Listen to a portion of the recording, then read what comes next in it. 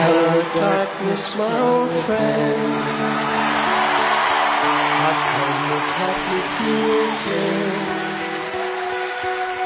Because a vision softly creeping left its seeds while I was sleeping, and the vision that was planted in my brain still remains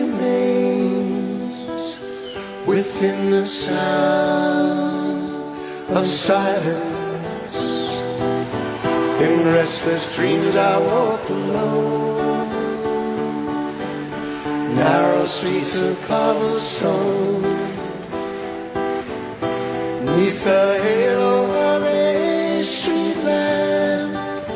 I turned my collar to the cold and damp, when my eyes were stabbed by the flash of a neon light that split the night and touched the sound of silence.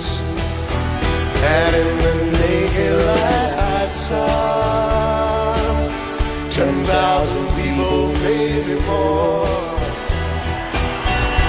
People talking without speaking, people hearing without listening, people writing songs that voices never share, and no one dared disturb the sound of silence.